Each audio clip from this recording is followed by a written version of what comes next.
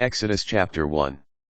These are the names of the sons of Israel who, accompanied by their households, entered into Egypt with Jacob: Reuben, Simeon, Levi, and Judah. Issachar, Zebulun, and Benjamin. Dan and Naphtali, Gad and Asher. The total number of Jacob's direct descendants was 70. Joseph was already in Egypt. Now Joseph and all his brothers and that whole generation died. But the Israelites were fruitful and prolific. They multiplied and became so very numerous that the land was filled with them. The oppression. Then a new king, who knew nothing of Joseph, rose to power in Egypt.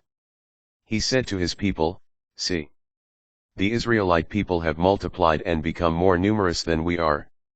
Come, let us deal shrewdly with them to stop their increase, otherwise, in time of war they too may join our enemies to fight against us, and so leave the land." Accordingly, they set supervisors over the Israelites to oppress them with forced labor. Thus they had to build for Pharaoh the garrison cities of Pithom and Ramses. Yet the more they were oppressed, the more they multiplied and spread, so that the Egyptians began to loathe the Israelites. So the Egyptians reduced the Israelites to cruel slavery, making life bitter for them with hard labor, at mortar and brick and all kinds of field work, cruelly oppressed in all their labor. Command to the midwives.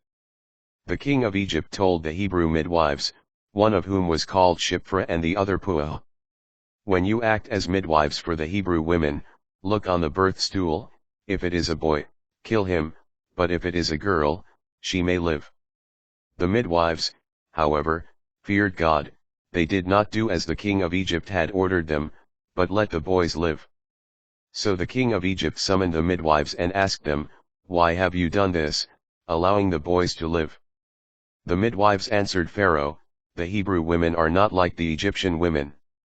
They are robust and give birth before the midwife arrives." Therefore God dealt well with the midwives, and the people multiplied and grew very numerous. And because the midwives feared God, God built up families for them. Pharaoh then commanded all his people, "Throw into the Nile every boy that is born, but you may let all the girls live."